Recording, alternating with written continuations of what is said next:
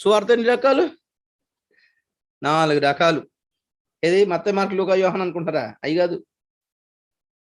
అవి బైబిల్లో సువార్తలు రాసిన 4 వాళ్ళు. మత్తయి సువార్త, మార్కు సువార్త, లూకా సువార్త, యోహాను సువార్త.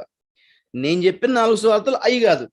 4 రకాల సువార్తలు ఏంటి? నంబర్ 1 రాజ్య సువార్త, నంబర్ 2 రక్షణ సువార్త, నంబర్ 3 మహిమ సువార్త, నంబర్ 4 నిత్య సువార్త. ఓకే, ఈ 4 సువార్తలు అందరికీ కాదు, ఎవరి గ్రూప్ వాళ్ళకు ఉంది ఇక్కడ. నంబర్ 1 రాజ్య సువార్త యూదులకి, నంబర్ 2 రక్షణ సువార్త అన్ని జనులకి, నంబర్ 3 మహిమగల సువార్త క్రైస్తవులకి, నంబర్ 4 నిత్య సువార్త శ్రమల కాలంలోని జనులకి. గమనించండి, ఏంట నిత్య సువార్త? ఓకే, వదిలేండి. ఏంటి రాజ్య సువార్త? నంబర్ 1 రాజ్య సువార్త ఏంటి? యూదులకి అని చెప్పాను. ఏంటి రాజ్య సువార్త? 1000 ఏళ్ల పరిపాలన రాజ్యము ఈ భూమి మీద మెస్సయ్య పరిపాలించబోతున్నాడు. అది వాళ్ళకి రాజ్య సువార్త. దానికోసం కనిపెడుతున్నారు, చాలా కాలం అయింది వాళ్ళు. అయితే యేసు వచ్చాడు కానీ ఆయన గుర్తుపట్టలేదు. వాళ్ళకి భూ సంబంధమైన రాజ్యం కోసం చూశారు. కానీ యేసు 2000 సంవత్సరాల క్రితం వచ్చినప్పుడు ఏ రాజ్యం స్థాపించడానికి వచ్చాడు? ఆత్మ సంబంధమైన రాజ్యం స్థాపించడానికి వచ్చాడు. ఈ మందిరం పడగొట్టి ఆత్మ సంబంధమైన మందిరం కట్టడానికి వచ్చాడు. ఈ పొలిటికల్ రాజ్యం కాకుండా ఆత్మ సంబంధం రాజ్యం చేయడానికి వచ్చాడు. అందుకే పిలాతు అంటాడు, నువ్వు రాజువా, నీకు రాజ్యం ఉందా అని అడిగితే ప్రభు అంటాడు, నేను రాజునే, నాకు రాజ్యం ఉంది, కానీ నా రాజ్యము ఈ లోక సంబంధమైనది కాదు. ఈ పిచ్చోళ్ళకి అర్థం కావట్లేదు అన్నాడు. వాళ్ళేమో ఒక పొలిటికల్ కింగ్డమ్ కోసం, రాజ్యం కోసం చూశారు కాబట్టి ఆత్మ సంబంధమైన విషయాలు అర్థం చేసుకోలేకపోయారు కనుక యేసును సిలువేశారు. ఈ రోజు వరకు కూడా ఎవరైతే బైబిల్ని లౌకికంగా అర్థం చేసుకుంటున్నారో వాళ్ళందరూ అబద్ధ క్రీస్తునే నమ్ముకుని ఉన్నారు.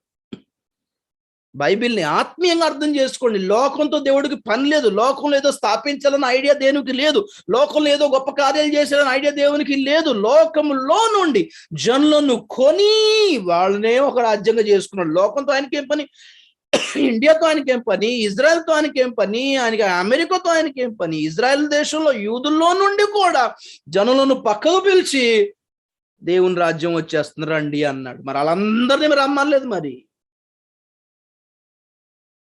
పిలాతు దగ్గర నిలబడినప్పుడు రమ్మనాలి, హేరోదు దగ్గర నిలబడినప్పుడు రమ్మనాలి, శాస్త్రుల పరిశీల దగ్గర నిలబడినప్పుడు రమ్మనాలి. అలా కాకుండా కొందరు సామాన్య జనులను చూసుకున్నాడు. దేవుని రాజ్యం, పరలోక రాజ్యం సమీపించినది, మారుమనసు పొందండి, బాప్తిస్మిచ్చి యోహాను కూడా అదే ప్రకటించాడు. అది ఇజ్రాయెల్ రాజ్యం కాదు కదా. ఇజ్రాయెల్ రాజ్యాన్ని స్థాపించడానికి వచ్చైతే ఇజ్రాయెల్ రాజ్యంలోకి వచ్చి, ఇజ్రాయెల్ దేశంలోకి వచ్చి ఇంకొక రాజ్యం గురించి ఎందుకు ప్రకటిస్తారు? సంఘమే దేవుని రాజ్యం ఇప్పుడు భూమి మీద. అది పొలిటికల్ రాజ్యం కాదు కాబట్టి సంఘం ఒక దేశంగా లేదు ఇప్పుడు భూమి మీద. అన్ని దేశాల్లో చిన్న చిన్న గుంపులుగా ఉన్నారు. యూదులు పర్షియా దేశములో యూదులు ఎస్తెరు గ్రంథములో 127 సంస్థానములలో చెదిరి మదిరి ఉన్నట్టుగా క్రైస్తవులు అనే దేవుని రాజ్యము ఈ లోకంలో అన్ని దేశాల్లో చెదిరి మదిరి ఉన్నారు. ఎక్కడ దేవుని రాజ్యం లేక సంఘము పొలిటికల్ గా ఒక దేశాన్ని కలిగి లేదు, పొలిటికల్ గా ఒక గవర్నమెంట్ ని కలిగి లేదు, పొలిటికల్ గా మంత్రులను కలిగి లేదు. ఆ కలుగుట దేవుని చిత్తం కాదు. ప్రియులారా, అక్షరాల దేవుని రాజ్యం ఏదైనా కనబడాలి భూమి మీద అంటే అది 1000 ఏళ్ల పరిపాలన ఒక్కటే. రాజ్యములన్నీ యెహోవాయను, ఆయన క్రీస్తు అయ్యను. ఈ లోక రాజ్యాలన్నీ ఆయన అవుతాయి. అప్పుడు ఎప్పుడవుతాయి? 7 ఏళ్ల శ్రమల కాలం ముగింపులో ఆయన భూమి మీద దిగి వచ్చినప్పుడు అవుతుంది. ఈలోగా అవదు. సో రాజ్య సువార్త యూదులే కనిపెట్టారు, మాకు రాజు కావాలి, మాకు రాజ్యం కావాలి, మాకు రాజు కావాలి, మాకు రాజ్యం కావాలి. మనం అన్ని జనులు మనం రాజు కోసం కనిపెట్టలేదు, మనం రాజ్యం కోసం కనిపెట్టలేదు. ఆయన కనిపెడుతున్న రాజ్యము పశువుల పాకలో పుట్టాడు కాబట్టి వాళ్ళు ఒప్పుకోలేదు. మనం ఎవరి కోసం కనిపెట్టలేదు కాబట్టి ఆయన దాసుడిగా పుట్టినా ఆయన దేవుడిగా అంగీకరించాం కాబట్టి మనం రక్షించబడ్డాం. సో రాజ్య సువార్త యూదులకి వాళ్ళ కోసం అని చెప్పి 1000 ఏళ్ల పరిపాలన జరుగుతుంది. అఫ్ కోర్స్ మనం కూడా వెళ్ళి పరిపాలిస్తాం, కానీ వాళ్ళ పరిపాలన అనుభవిస్తారు యూదులు. సంఘము క్రీస్తుతో పరిపాలిస్తుంది. ఏ గ్రూప్ లో ఉన్నారు అనేది ఇంపార్టెంట్ ఇక్కడ. రెండోది రక్షణ సువార్త ఎవరికి? యూదులకి కాదు, అన్ని జనులకి. ఓకే, సో సంఘంలో చేర్చబడటానికి అఫ్ కోర్స్ పెంతెకోస్తు దినమున రక్షణ సువార్త యూదులతో ప్రకటించడంతో మొదలైంది. ఇప్పుడు యూదులకి పెంతెకోస్తు దినమున రాజ్య సువార్త ప్రకటించాడా పేతురు, లేక రక్షణ సువార్త ప్రకటించాడా? చూసుకోండి ఒకసారి. రక్షణ సువార్త దేనికి సంబంధించింది? సిలువకు సంబంధించింది, ఆయన రక్తానికి సంబంధించింది. క్రీస్తు సిలువ మరణ పునరుద్ధానానికి సంబంధించింది రక్షణ సువార్త. ఆ క్రీస్తు సిలువ మరణ పునరుద్ధానం నమ్మిన వాళ్ళందరూ రక్షించబడి సంఘంలో చేర్చబడతారు. కానీ యూదులు ఏం కనిపెట్టారు? ఇదెవరు కావాలంటే, మాకు రాజు కావాలి, రాజ్యం కావాలి, మాకు రాజు కావాలి, రాజ్యం కావాలి, ఆ రాజు యెరూషలేములో ఉండాలి. మనకి యెరూషలేముతో పని లేదు, సరదాగా తిరిగి రావడం తప్ప. ఆయన ఎక్కడైనా సరే యేసుప్రభుని నమ్ముకుంటున్నాం మనం. ఆయన యెరూషలేముకి వచ్చి కూర్చుంటే ఎంత, కూర్చోకపోతే ఎంత, 1000 ఏళ్ల పరిపాలన ఉంటే ఎంత, ఉండకపోతే ఎంత, మనకు సంబంధం లేదు. మనకు సంబంధం ఏంటి? యేసయ్య దేవుడు, ఆయన ఎక్కడున్నా నమ్ముకున్నాం మనం. హల్లెలూయా. సో ఎప్పుడైతే యేసుని సిలువేశారో యూదులు, రాజ్యస్వార్థ అక్కడ బంద్ అయింది, క్లోజ్ అయింది. కొన్నాళ్ళ కోసం దాన్ని దేవుడు ఆఫ్ చేసి పెట్టాడు. టెంపరీగా ఆఫ్, టెంపరీలీ అనవైలబుల్ అంటారు కదా, చూసారా? అలాగా లేదు. ఇక రక్షణ సువార్త బయటకు వచ్చింది. యూదులు రక్షించబడ్డారు, గ్రీసు దేశం రక్షించబడ్డారు, అన్ని జనులు రక్షించబడ్డారు, వీళ్ళు రక్షించబడ్డాడు. అందుకే పౌలు అంటాడు, యేసుక్రీస్తు నమ్ముకోవడం వలన యూదుడని లేదు, గ్రీసు దేశస్తుడని లేదు, సిథియనుడని లేదు, ఇది లేదు, స్త్రీ అని లేదు, పురుషుడని లేదు. రక్షించబడిన వాళ్ళు అందరికీ రక్షణ. సంఘంలో యూదులు ఉన్నారు, గ్రీసు దేశస్తులు ఉన్నారు, స్త్రీలు ఉన్నారు, పురుషులు ఉన్నారు. ఏమండి? అందరూ ఉన్నారు. వాళ్ళంతా కలిస్తే సంఘం. రక్షణ సువార్త నమ్మి సంఘంగా కూడుకున్నాం. రక్షణ సువార్త ఎవరికి? పాపములు ఉన్న వాళ్ళందరికీ, అది యూదులైనా గ్రీసు దేశస్తులైనా, అన్ని జనులని చెప్పాను. అందుకే మూడోది మహిమగల సువార్త. ఇది ఎవరికి? ఆల్రెడీ ప్రభుని నమ్ముకున్న క్రైస్తవ సంఘానికి. ఈ సువార్త దేనికి సంబంధించింది? సంఘాన్ని మహిమ కొరకు సిద్ధపరిచేది. రక్షణ సువార్త ఏమో సంఘంలో చేర్చడానికి ప్రకటించేది. రక్షణ సువార్త పాపము నుంచి విడిపించడానికి ప్రకటించేది. రక్షణ సువార్త ఒక పాపిని పరిశుద్ధునిగా మార్చడానికి. అయితే మహిమగల సువార్త పరిశుద్ధుణ్ణి మహిమలో మార్చటానికి, ప్రభు రాకడ వరకు సిద్ధపరచడానికి, మహిమగల వాటి కొరకు సిద్ధపరచడానికి. 24 గంటలు భూములు, స్థలాలు, స్వస్థతలు, కడుపు నొప్పులు కాకుండా మహిమగల వాటి కొరకు సిద్ధపరచడానికి, అక్షయమైన వాటి కొరకు సిద్ధపరచడానికి, రాకడలో ఎత్తబడడం కొరకు సిద్ధపరచడానికి సంబంధించిన ఉపదేశమే మహిమగల సువార్త. చాలా సంఘాల్లో ఆ మహిమగల సువార్త ప్రకటించబడటం లేదు. ఎందుకు? ఈ యుగ సంబంధమైన దేవత ఈ క్రైస్తవులకు కళ్ళకు గుడ్డితనం కలుగజేస్తుంది. ఏంటా గుడ్డితనం అంటే, భౌతికమైనవి అర్థం అవుతున్నాయి, లౌకికమైనవి అర్థం అవుతున్నాయి, కానీ ఆత్మ సంబంధమైనవి, మహిమకు సంబంధించినవి అర్థం కావట్లేదు క్రైస్తవులకి. అది ఆ గుడ్డితనం. అర్థమైన వాళ్ళు, కళ్ళు తెరుచుకున్న వాళ్ళు, మహిమకు సంబంధించిన అర్థమైన వాళ్ళు ఏం చేస్తారు చెప్పండి? నాకు ఇది వద్దు బాబోయ్ అంటారు. సైతాన్ ఏం చేశాడు యేసేకి? ఈ లోక రాజ్యముల మహిమ ఆయనకు ఒక్క నిమిషంలో చూపించాడంట. అంటే లోకానికి కూడా ఒక మహిమ ఉంది.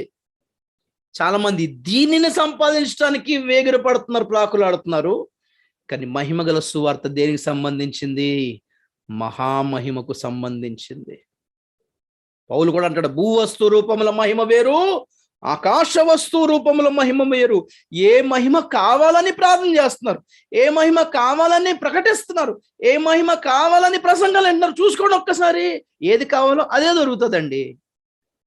క్షయమైనది విత్తువాడు క్షయమైన పంట కోస్తాడు, అక్షయమైన విత్తనాలు విత్తువాడు అక్షయమైన పంట కోస్తాడు. భౌతికమైన ప్రసంగాలు చేస్తున్నవాడు భౌతికమైన పంట కోస్తాడు, ఆత్మ సంబంధమైన విత్తనాలు విత్తువాడు ఆత్మ సంబంధమైన పంట కోస్తాడు. అంటే దాని మీనింగ్ కూడా సార్ అర్థం చేసుకోండి మీరు. మహిమగల సువార్తతో యేసుక్రీస్తు సిలువైబడినప్పుడు రాజ్య సువార్త టెంపోరరీలీ అనవైలబుల్. అంటే మళ్ళీ ఇంకా యూదులకి పరలోక రాజ్య సమెత్తుంది, ప్రమాణమనసు పొందండి అనే ప్రసంగాలు చేయలేదు. ఇంకా యూదులు అపోస్తులు ఎక్కడ చేయలేదు. ఇక యూదులకి ఆ సువార్త చేయలేదు, యేసు సువార్తే చేశారు. అర్థమవుతుంది? ఇంకా రాజ్య సువార్త మధ్యలో ఎక్కడా కనబడలేదు. రక్షణ సువార్త వచ్చింది. రక్షణ సువార్తతో పాటు ఈ అంత్యకాలంలో మహిమగల సువార్త ప్రకటించడం మొదలుపెట్టాడు. ఈ 2000 సంవత్సరాలుగా రక్షణ సువార్త ప్రకటించబడింది. ఎందుకంటే రాకడ, ఈ 2000 సంవత్సరాల మధ్యలో రాకడ లేదు కాబట్టి రాకడ గురించిన ప్రసంగాలు లేవు, రెండో రాకడకు సంబంధించిన ప్రత్యక్షతలు లేవు, మహాశ్రమ కాలానికి సంబంధించిన విషయాలు ఏం లేవు. పరలోకంలో నూతన ఎరుషలేముకు సంబంధించిన ప్రసంగాలు లేవు. నా చిన్నప్పుడైతే నేను విననే లేదు. నా చిన్నప్పుడే నేను వెళ్ళినప్పుడు 100 సంవత్సరాల క్రితం ఎక్కడ వింటారు? అప్పుడు పరిస్థితి ఏంటంటే ప్రపంచమంతా రక్షణ ప్రకటించడానికి outreach ministry, soul winning, సంఘంలో చేర్చబడ రక్షణ రక్షణ రక్షణ. ఇప్పుడు కాలం ఏంటి? ఇక రక్షణ కాదు, ఇక్కడ రక్షించబడిన జనులు రాకడ కొరకు సిద్ధపడాలి. కాబట్టి మహిమకు సంబంధించిన వాటి యొక్క ప్రత్యక్షతలు యేసు ప్రభు ఇవ్వడం మొదలు పెట్టాడు. టైం వచ్చింది కాబట్టి. ఇప్పుడు స్వస్థత, ఇప్పుడు జాబు, ఇప్పుడు ఇల్లు కట్టుకోవడం, ఇప్పుడు ఇది దొరుకుతుంది, ఇప్పుడు భవిష్యత్తు, ఇది పొలిటికల్ గా, ఇవి కాదు ప్రకటించాల్సింది. Let people prepare for glory. మహిమ గల వాటి కొరకు సిద్ధపరచాల్సిన సమయం ఇదే. ఇప్పుడే ఆ సమయం ఇంకా వచ్చేసింది. మహిమగల సువార్త ప్రకటించబడుతుంది. అందరూ ప్రకటించట్లేదు ఆఫ్ కోర్స్, ఎందుకంటే అందరికి దాని ప్రాముఖ్యత తెలియదు. చచ్చిపోయిన తర్వాత ఏంటో ఎవడు తెలుసు, ప్రభు రాకడ గురించి ఐడియానే లేదు కొంతమందికి అయితే. సరే వదిలేండి. సో ఈ మహిమగల సువార్త ఇప్పటి వరకు రక్షణ సువార్త, మహిమగల సువార్త సంఘం ఎత్తబడే వరకే. ఎప్పుడైతే ప్రభు రాకడలో కడబూర ధ్వనితో సంఘం ఎత్తబడుతుందో రక్షణ సువార్త, మహిమగల సువార్త క్లోజ్ అయిపోద్ది. ఓకే, ఆ తర్వాత 2 సువార్తలు మరలా ఓపెన్ అవుతాయి. ఏంటవి? రాజ్య సువార్త ఓపెన్ అవుతుంది. ఎవరు ప్రకటిస్తారు? నంబర్ 1, 2 సాక్షులు వచ్చి ప్రకటిస్తారు యూదులకి. ఓకే, ఈ యూదులు ఏది ముద్రింపబడిన యూదు 1,44,000 మంది యూదులు శ్రమల కాలం మధ్యలో వాళ్ళు కళ్ళు తెరుచుకొని తమ మెస్సైన తాము పొడి చేసామన్న సంగతి గ్రహించి, వాళ్ళు ఇంతకాలం ఫాలో అవుతుంది అబద్ధ క్రీస్తుని గ్రహించి వాళ్ళు పశ్చాత్తాపడి మార్మన్స్ పొందిన తర్వాత ఏ యూదులే, ఈ ముద్రింపబడిన యూదులే మరొక్కసారి ఆ రాజ్య స్వార్థని లోకమంతటా ప్రకటిస్తారు. అటు తర్వాత అంతం వచ్చును. రాజ్య సువార్తలో రక్షణ లేదు. చూడండి మత్తయి సువార్త 24:14. రాజ్య సువార్తలో రక్షణ ఏం లేదు. బాప్తిస్మిచ్చు యోహాను రక్షణ ఏం ప్రకటించలేదు, గుర్తుపెట్టుకోండి. మత్తయి సువార్త 24:14 ఏమో దేనికోసం అది? మరియు ఈ రాజ్య సువార్త సకల జనములకు సాక్షార్థమై లోకమంతటా ప్రకటింపబడును, అటు తర్వాత అంతం వచ్చును. చూడండి ఒకసారి. మరి అంటే చాలాసార్లు చెప్పాను దీని గురించి, అయినా సందర్భం వచ్చింది కాబట్టి మరలా గుర్తు చేస్తున్నాను. మీరు మర్చిపోతుంటారు కదా, చాలా పొడుగు ప్రసంగాలు ఇన్నాళ్ళు అయిపోయింది కాబట్టి. అందుకే పాత ప్రసంగాలు మరలా ఎడిట్ చేసి మరలా పెడుతుంటాను. మీరేమో కొత్తగా చూసి వావ్ అంటుంటారు, అంటే వినలేదు ఇంతకుముందు అని అర్థం. భలేగున్నారు, పాత ప్రసంగమే. పాత ప్రసంగాన్ని ఎడిట్ చేసి మరలా కొత్తగా పెట్టేసి అప్లోడ్ చేసేసరికి మీ రెస్పాన్స్ వస్తుంటే జీవితంలో వినలేదన్నట్టు చేస్తున్నారు. ఆశ్చర్యం అనిపిస్తుంది. అబ్బా సరే పోనీ, మరలా చెప్పడంలో తప్పేం లేదు. కానీ పాయింట్ ఇక్కడ ఏంటి? ఈ రాజ్య సువార్త ఏం సువార్త? నంబర్ 1 రాజ్య సువార్త. నంబర్ 2 దేని కొరకు ప్రకటిస్తాడన్నాడు? సకల జనాలకి సాక్షార్థమై అన్నాడు తప్ప రక్షణార్థమై కాదు. రాజ్య సువార్త ప్రకటిస్తే ఎవరికి రక్షణే రాదు. అర్థమైందా? ఆ రాజ్యంలోకి రావడానికి అర్హతలు ఏంటో చెప్తారు అంతే, గుర్తుపెట్టుకోండి. ఏంట రాజ్యం? 1000 ఏళ్ల పరిపాలనే, పరలోకం కాదు. మళ్ళీ రాజ్య సువార్త పరలోకానికి సంబంధించింది కాదు. కాకపోతే పరలోకపు దేవుడే ఈ భూమి మీద పరలోకాన్ని భూమి మీదకి దింపి పరిపాలిస్తాడు. కాబట్టి ఒక సెన్స్ లో అది దేవుని రాజ్యం, ఇంకొక సెన్స్ లో అది పరలోక రాజ్యమే. పరలోకం అయితే కాదు. గుర్తుపెట్టుకోండి. శిలువ మీద ఉన్న దొంగ ఏమని అడిగాడు?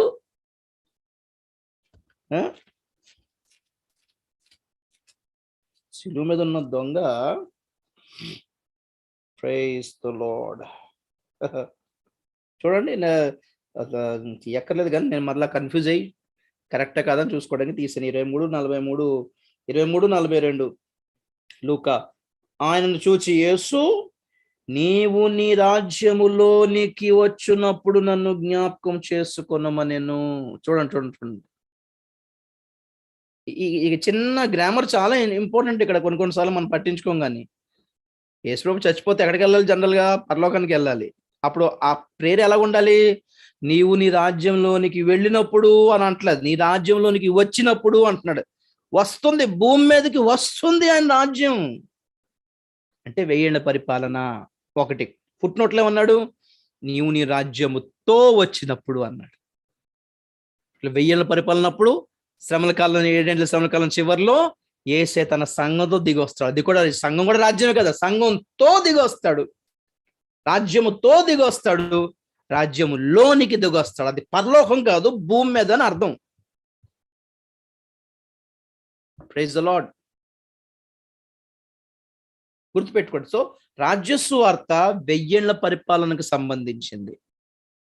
రక్షణార్థమైంది కాదు, సాక్షార్థమైంది. రాజ్య సువార్త సకల జనములకు సాక్షార్థమై లోకమంతటా ప్రకటించబడును. గమనించాలి మీరు. అటు తర్వాత అంతం వచ్చును. అంటే అంతం ఎప్పుడు? ఏది అంతం? 7 ఏళ్ల శ్రమల చివరిలో యేసుక్రీస్తు దిగొస్తాడు గుర్రం మీద, ఆర్మగెద్దోను యుద్ధం జరుగుతుంది చూసారా?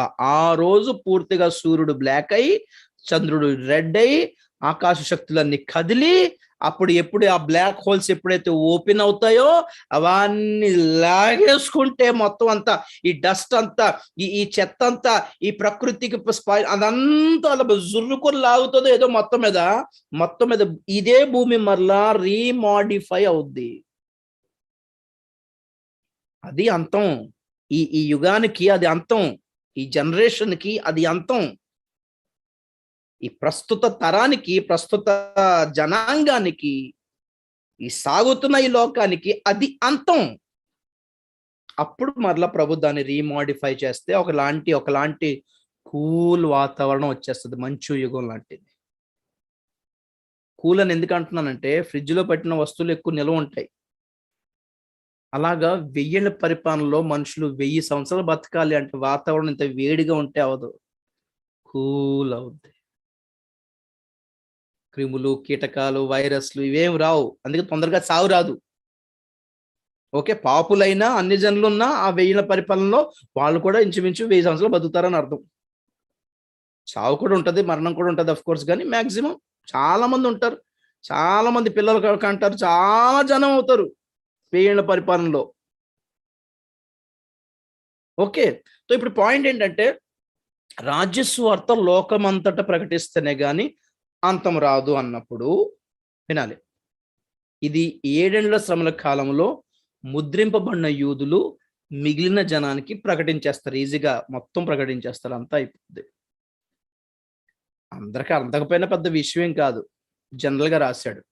చాలా మంది అనుకున్నట్లుగా ఇది సిలువ సువార్త అయితే, ఇది రక్షణ సువార్త అయితే, ఈ రక్షణ సువార్త లోకంలో ఉన్న ప్రతి చెవికి వినబడకుండా ప్రభు రాకడ రాదు, అంతం జరగదు అని చాలా మంది, మేము చిన్నప్పుడు అదే అనుకున్నాంలేండి. అదే కనుక నిజమైతే, సరే ఈ కాలంలో ఎంతమందికి సువార్త అందలేదు అని క్యాల్కులేట్ చేసుకుంటే గనక కొన్ని కోట్ల మంది దొరుకుతారు వాళ్ళకి ఇంకా సువార్త అందలేదని. ఇప్పుడు బతుకున్న జనాలకి సువార్త అందని వాళ్ళు ఇన్ని కోట్ల మంది ఉన్నారన్న సంగతి పక్కన పెడితే, సువార్త అందకుండానే చచ్చిపోయిన వాళ్ళ సంఖ్య ఇంకా కొన్ని కోట్ల మంది ఉంటుంది. మరి వాళ్ళకి సువార్త అందకుండా మరి ప్రభు వస్తాడా అంటే ఇంక రాడని అర్థం. ఇక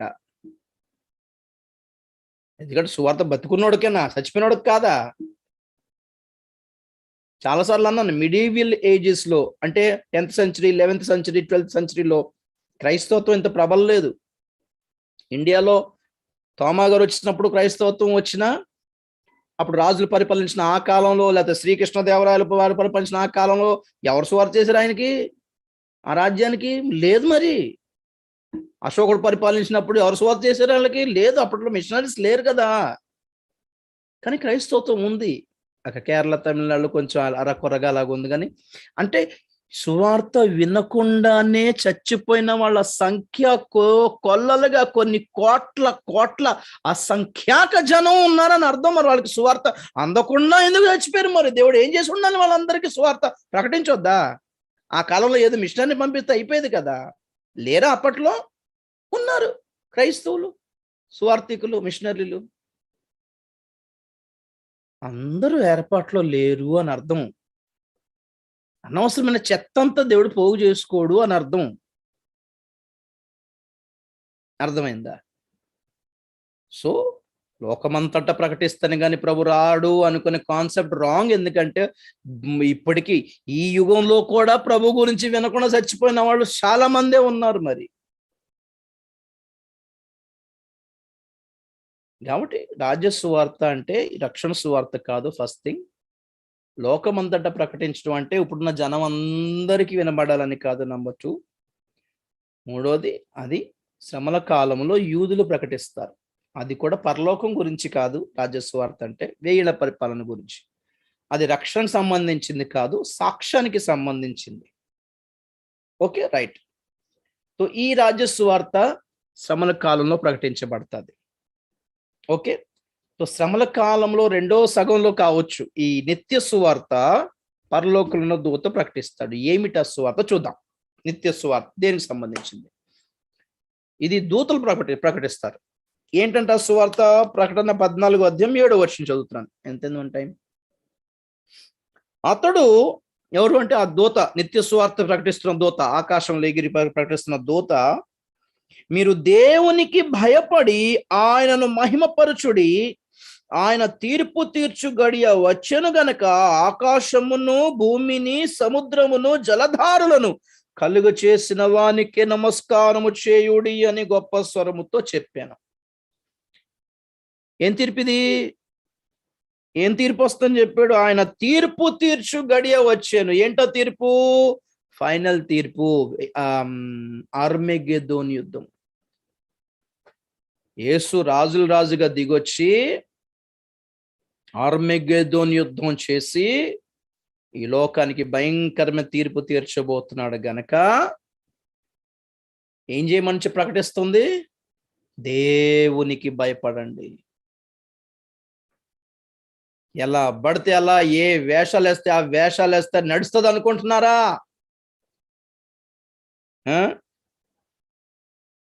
చూడండి, ఎవరికి ప్రకటించాడు?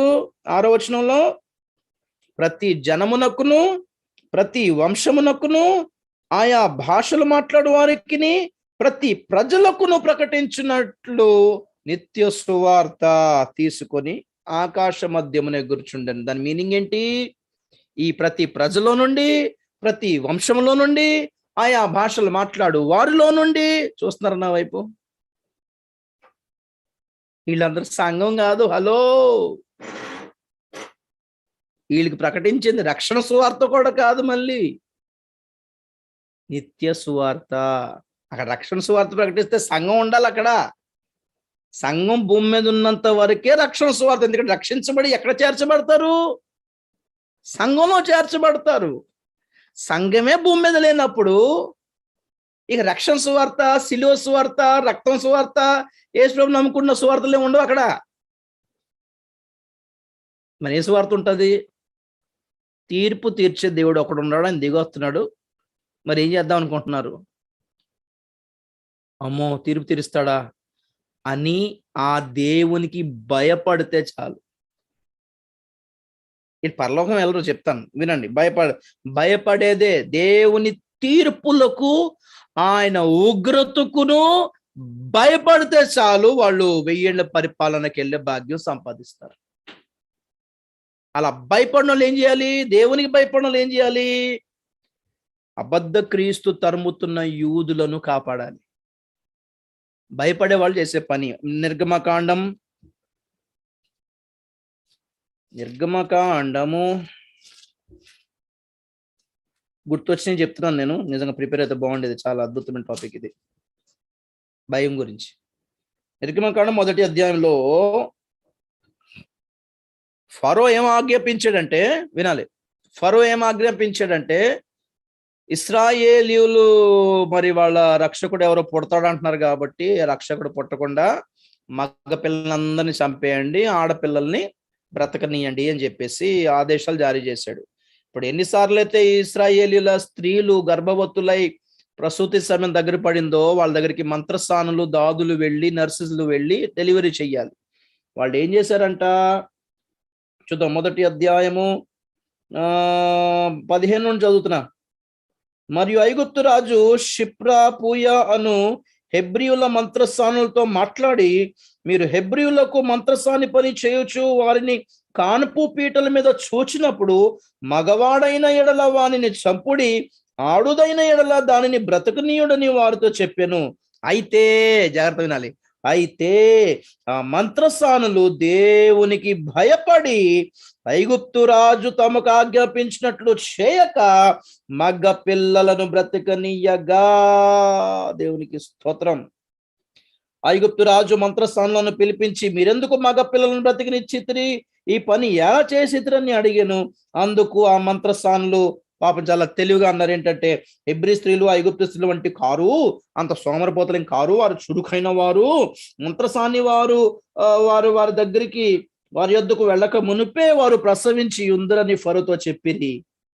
దేవుడు ఆ మంత్రస్థానులకు మేలు చేసెను. ఆ జనము విస్తరించి మిక్కిలి ప్రబలెను. ఆ మంత్రస్థానులు దేవునికి భయపడినందున ఆయన వారికి వంశాభివృద్ధి కలుగ చేశారు. చాలా దేవునికి స్తోత్రం. దేవుడికి ఐగుప్తులతో పెద్ద పట్టింపేం లేదు, దేవుడికి ఇశ్రాయేలుతోనే పని. కానీ ఎందుకు ఆ మంత్రస్థానాలను దేవుడు దీవించాడు, సంతానం ఇచ్చి దీవించాడు? వాళ్ళని దేవుడికి ప్రార్థన చేశారా? నమ్ముకున్నారా? దేవుణ్ణి మొక్కుకున్నారా? పస్కా పండుగ పాటించారా? యూదులకు మేలు చేశారు. ఎందుకు మేలు చేశారు? వారు రాజుకు భయపడలేదు, యూదుల దేవునికి భయపడ్డారు. అందుకే దేవుడు మనల్ని దీవించాడు. సేమ్ శ్రమల కాలంలో యూదులకు సహాయం చేసే అన్యజనులను వాళ్ళకి దేవుడు మేలు చేసి వెయ్యన పరిపాలన తీసుకెళ్ళి వాళ్ళకు కూడా సంతానాభివృద్ధి కలుగజేస్తాడు. చాలా ప్రబలుతారు వెయ్యేళ్ల పరిపాలన. అవునా? ఆ పాయింట్ వచ్చినప్పుడు చెప్తాను మీకు ఎందుకు ప్రబలుతారు అనేది. Praise the lord. ఇంకో మాట, ఎస్తేరు గ్రంథం, ఎస్తేరు 8. ఎస్తేరు గ్రంథం 8వ అధ్యాయము. మీకు అందరూ తెలుసు కదా, నాకు చూస్తారు. ఎస్తేరు గ్రంథం స్టోరీ ఏంటి? మొర్దెకై వంగలేదు, నమస్కరింపలేదు. హామానుకు కోపం వచ్చింది. హామాను వెళ్ళిపోయి రాజుగారికి ఏమంటాడంటే, యూదులు ఉన్నారు మీ దేశంలో, వాళ్ళందరి విధులు వేరు, వాళ్ళ పద్ధతులు వేరు, మన పద్ధతులు ఫాలో అవ్వట్లేదు, మన కల్చర్ ఫాలో అవ్వట్లేదు, మనం పెట్టుకోవాల్సింది పెట్టుకుంటలేదు, మనం పెట్టుకుంటలేదు, మనం మొక్కాల్సింది మొక్కట్లేదు. అర్థమైందా? ఈ గొడవ పడేసరికి రాజు అన్నాడంటే, అలాగా మన దేశంలో ఉండి మన దేశంలో మందు తింటూ మనది త్రాగుతూ మన కల్చర్కి వాళ్ళు లొంగరా, చంపే అని ఆదేశం పాపం ఇచ్చేసాడు. ఈలోగా ఎస్తేరు వెళ్ళిపోయి, అయ్యా రాజా ఎంత పని చేశారు, ఎవరిని చంపమన్నారో తెలుసా? ఎవరది? నీకు సంబంధం ఏంటంటే, నాకు సంబంధం అది, మరి నా జనులే వాళ్ళందరం చెప్పింది. అరే ఎంత పని అయిపోయింది అని పాపం రాజు. మరి మొదటికని రమ్మను, మరి ఏమయ్యా ముందే చెప్పమంటే, చెప్దాం ట్రై చేశాను సార్, కుదరలేదని. సరే అప్పుడు రాజుగారు ఏమన్నాడు, నేను రాయించేసి ఉంగరంలో ఉత్తరం రాయించి పంపించేశాను నేను, మరి ఎక్కడెక్కడ యూదులు కనబడతారో కానీ వీళ్ళకి నరికి అవతలు పడేస్తారయ్యా, ఏం చేద్దాం ఇప్పుడు? ఫోన్లు ఉన్న జమానా కాదు మరి అదంతా ఫోన్ చేసి ఆపేయడానికి.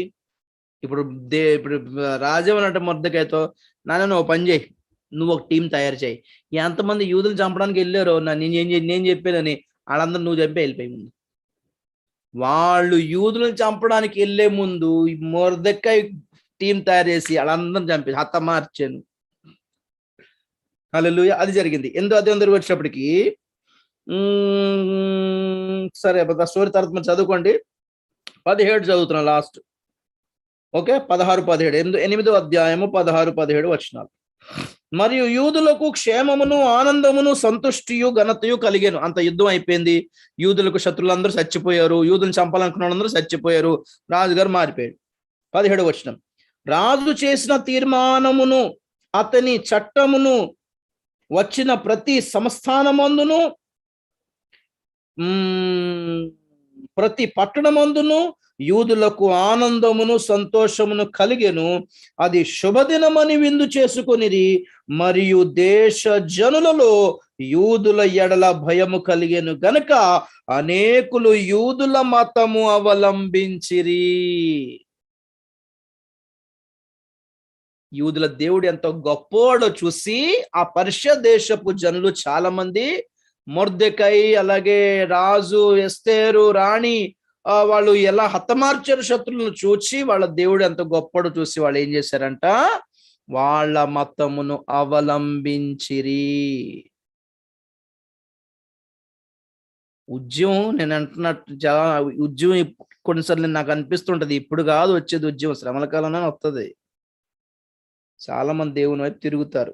రక్షణ కాదు, మళ్ళీ వాళ్ళ సంఘంలో చేర్చబడే కార్యక్రమం కాదు, పరలోకం కూడా వెళ్తారు, గ్యారంటీ లేదు. మరి ఇదే సంఘటన మనకి దానియేలు గ్రంథంలో కూడా కనిపిస్తుంది. ఒకసారి రౌండ్ వేద్దామా ముగించే లోపల? దానియేలు గ్రంథము, ఓకే, దానియేలు గ్రంథం 3వ అధ్యాయం వచ్చేటప్పటికి 3:29 నుండి, అదే షద్రక్ మేషక్ అబేద్నెగోలు మరి వాళ్ళు బ్రతికి బయటపడ్డారు. 4వ వ్యక్తి కనిపించాడు, నెబుకద్నెజర్కి షాక్ అయిపోయాడు. వాళ్ళ అగ్ని కూడా వాసన అంటుకోలేదు, తల వెంట్రుకలు కూడా కాలిపోలేదు. కాబట్టి ఇదంతా చూసి ఏమంటున్నాడు 3:29 దానియేలు, కాగా నేను ఒక శాసనము నియమించి ఉన్నాను, ఏదనగా ఇవ్విధముగా రక్షించుటకు సమర్థుడగు దేవుడు గాక మరి ఏ దేవుడును లేదు. కాగా ఏ జనులలో గాని, రాష్ట్రములో గాని, ఏ భాష మాట్లాడు వారిలో గాని షద్రకు మేషకు అబేద్నెగో అను వారి దేవుని ఎవడు దూషించునో వాడు తుత్తునీయులుగా చేయబడును, వాని ఇల్లు ఎప్పుడును పెంట గొప్పగా ఉండున. నేను అంతటి నుండి రాజు షద్రకు మేషకు అబేద్నెగోను వారిని బబులోను సంస్థానంలో హెచ్చించెను.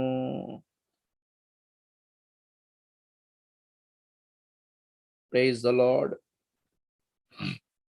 4వ అధ్యాయం మొదటి నుంచి కూడా చూస్తే ఆ దేవుని ఎంత గణపరచుడు నెబుకద్నెజరు. చూడండి, రాజుకు నెబుకద్నెజరు లోకమంతటా నివసించు సకల జనులకు, దేశస్తులకును, ఆయా భాషలు మాట్లాడు వారికి ఇలాగూ సెలవిచ్చి ఉన్నాడు, మీకు క్షేమాభివృద్ధి కలుగును గాక. మహోన్నతుడకు దేవుడు నా ఎడల చేసిన అద్భుతములను సూచకులను మీకు తెలియజేయుటకు నాకు మనస్సు కలిగేను. ఆయన సూచక క్రియలు ఎంతో బ్రహ్మాండమైనవి, ఆయన అద్భుతములు ఎంతో ఘనమైనవి.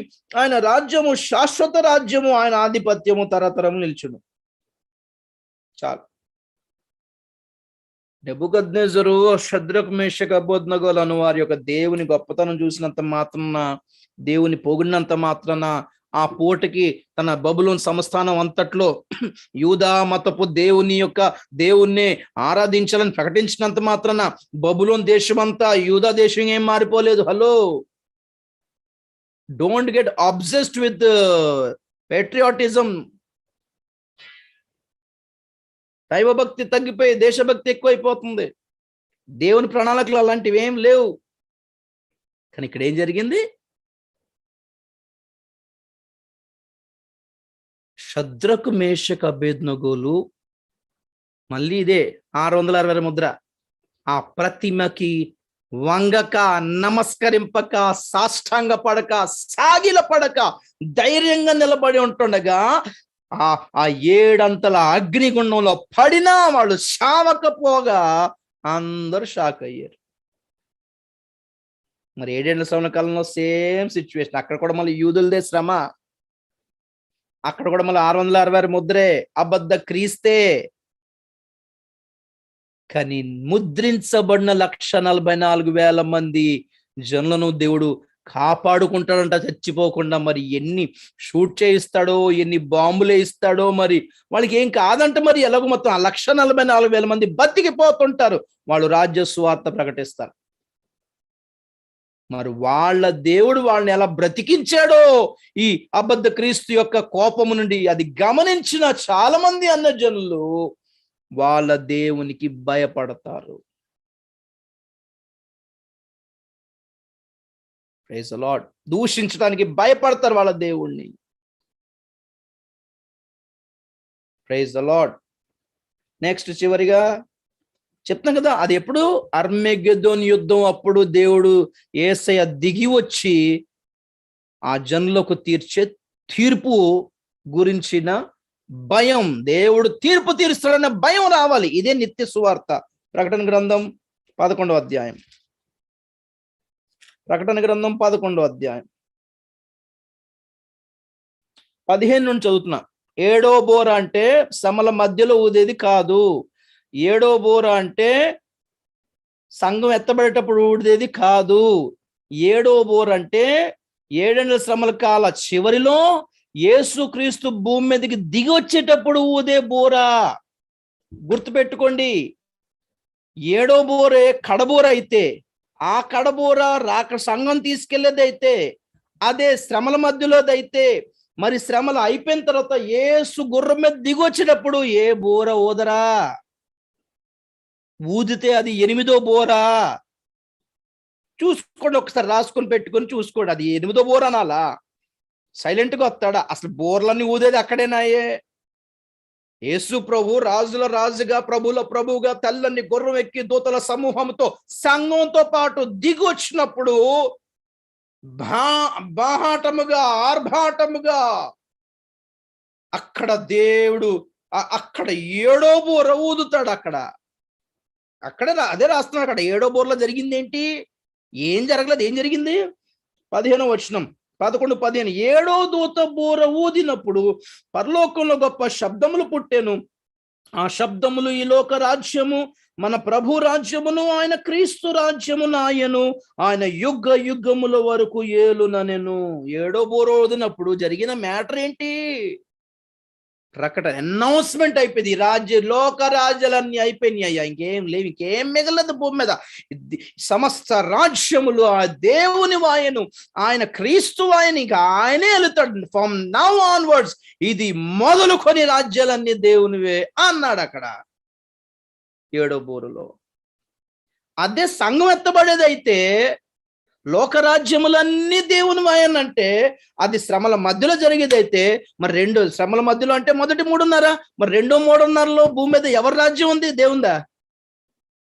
లోకరాజ్యం ఆయనది అయిపోయిందంటే దాని మీనింగ్ ఏంటి? లోకంలో ఇంక ఎవడు ఉండదు, అబద్ధ క్రీస్తు ఉండడానికి వీలు లేదు. కానీ బైబిల్ చెప్తుంది 2 3.5 సంవత్సరాల్లో క్రీస్తు విరోధి రాజ్యం ఉంటది భూమి మీద. ఘట్ట సర్పం యొక్క 7 కొమ్ముల్లో 7 తలల్లో ఆ 7వ తల రోమా సామ్రాజ్యము, రివైవ్డ్ రోమన్ ఎంపైర్ అయితే, 8వ రాజ్యము క్రీస్తు విరోధి రాజ్యం అవుతుంది. 666 ముద్ర వేసుకున్న వాళ్ళ రాజ్యం అవుతుంది. 7వ బోర ఊదినప్పుడు అసలు వేరే భూమి మీద వేరే రాజ్యాలు ఉండడానికే వీల్లేదు. అసలు అవన్నీ నాశనం చేసేస్తాడు ఆయన. గమనించండి ఈ పాయింట్, మళ్ళా చెప్తున్నాను. కడబూర సంఘానికి మాత్రమే. కడ అన్నాడని దాని తర్వాత ఏం లేదనుకుంటే ఎలాగవుద్ది? మరి ఆ లెక్కన 7వది అన్నప్పుడు మరి ఇంకొకటి ఉండకూడదు. మరి 7వ బోరే లాస్ట్, అంటే 7 శ్రమల చివరిలో యేసు భూమి మీద దిగొచ్చినప్పుడు ఊదే బోర 7వ బోర. రాజ్యాలు 1000 ఏళ్ల పరిపాలన రాజ్యం కొరకు వస్తాడు ఆయన. ఈ లోక రాజ్యాలతో ఫైట్ చేస్తాడు, అబద్ధ క్రీస్తుతో ఫైట్ చేస్తాడు, ఘట సర్పంతో ఫైట్ చేస్తాడు. అదే అర్మెగెద్దోను యుద్ధం. శ్రమల మధ్యలోనే మొత్తం బోర్లన్నీ అయిపోతే, మరి చివరిలో సైలెంట్ గా దిగి వస్తాడా మౌనంగా, కిమ్మనకుండా?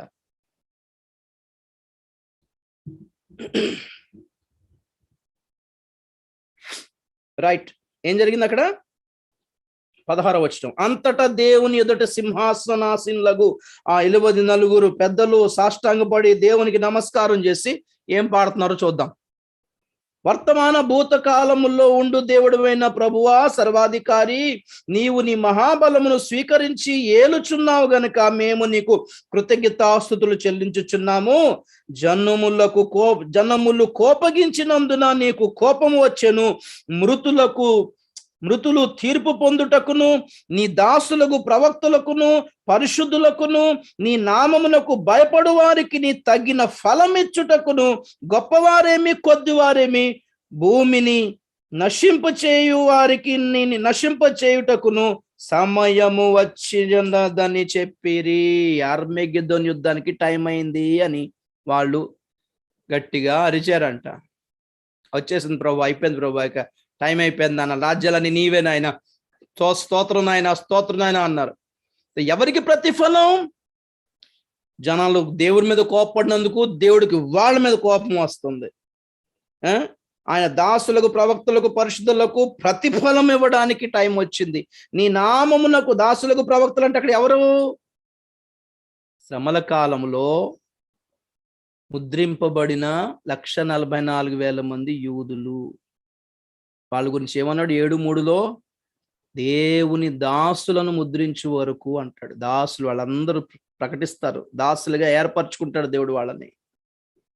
రాజ్యస్వార్త ప్రకటించే వాళ్ళంతా వాళ్ళ ఓపికకి వాళ్ళ నిరీక్షణకి ప్రతిఫలం ఇవ్వడానికి, అండ్ నీ నామమునకు భయపడు వారికి, అదే నిత్య సువార్త. ఎంతమంది అయితే దేవునికి భయపడ్డారో, యూదులకు భయపడ్డారో, యూదుల దేవునికి భయపడి యూదులకు సహాయం చేస్తారో వాళ్ళందరికీ ప్రతిఫలం ఇస్తాడంట.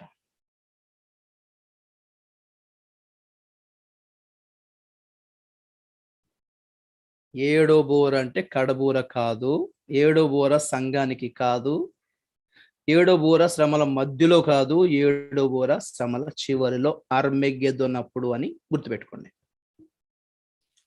సో మొత్తం మీద నిత్య సువార్త ఇది.